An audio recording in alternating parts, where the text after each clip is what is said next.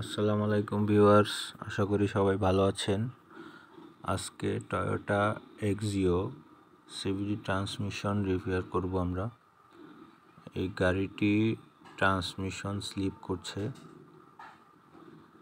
আপনারা যারা ইউজার আছেন তাদেরকে উদ্দেশ্য করে বলবো, আপনার গাড়ির ট্রান্সমিশনটি সঠিক সময়ে ট্রান্সমিশন অয়েলটি পরিবর্তন করবেন, কারণ সিভিটি ট্রান্সমিশনগুলো একটু সেনসিটিভ।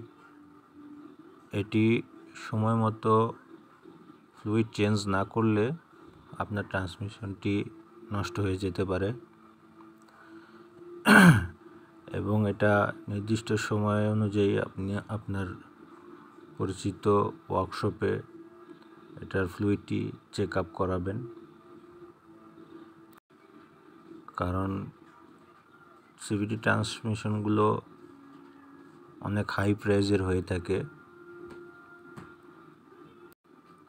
আমরা আমাদের এখানে ওয়ার্কশপে সিভিটি এবং হাইব্রিড ট্রান্সমিশন রিপেয়ার করে থাকি, আমাদের সাথে যোগাযোগ করতে পারেন। আরেকটি জিনিস যেটা বলবো সেটা হচ্ছে, অনেকে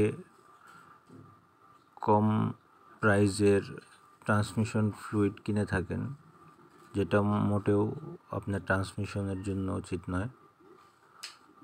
বাজারে কিছু অসাধু ব্যবসায়ী আছে যারা এই অয়েলগুলো রাখে, এটার জন্য আপনার ট্রান্সমিশনের অনেক বড় ক্ষতি হয়ে যেতে পারে।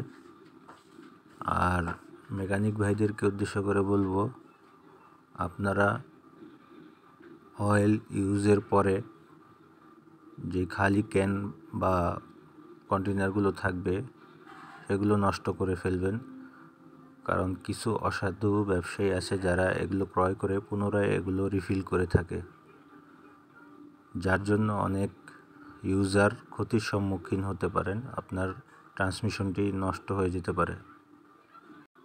ট্রান্সমিশন অয়েল কেনার ক্ষেত্রে অবশ্যই আপনারা একটু সচেতন থাকবেন, কারণ বাজারে কিছু ভেজাল নিম্নমানের ট্রান্সমিশন অয়েল আছে, যেগুলো আপনার ট্রান্সমিশনের জন্য ক্ষতির অনেক বড় কারণ হয়ে দাঁড়াবে।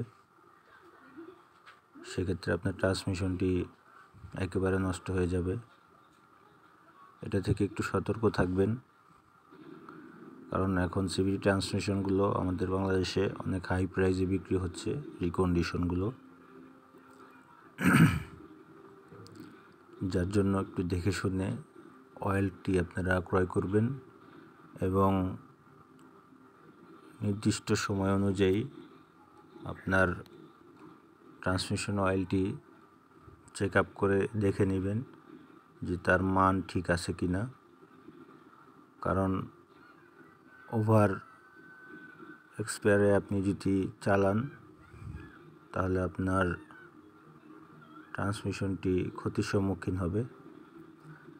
এজন্য আগে থেকেই একটু খেয়াল করবেন যে আপনার ট্রান্সমিশন অয়েলটি চলার উপযোগী আছে কি না।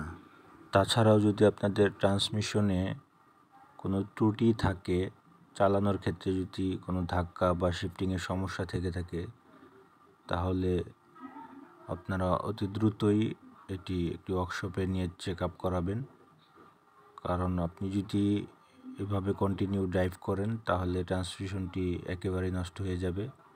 দেখা গেছে তখন আপনার হয়তো ট্রান্সমিশনটি পরিবর্তন করে ফেলতে হবে। তাই আগে থেকেই ট্রান্সমিশনে কোনো ত্রুটি দেখা দিলে আপনি অবশ্যই আপনার গাড়িটি একটি ওয়ার্কশপে নিয়ে চেক আপ করাবেন।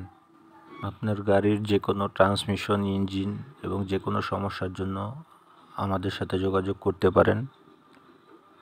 আমরা আপনাদের সঠিক সমাধানের চেষ্টা করব। ধন্যবাদ।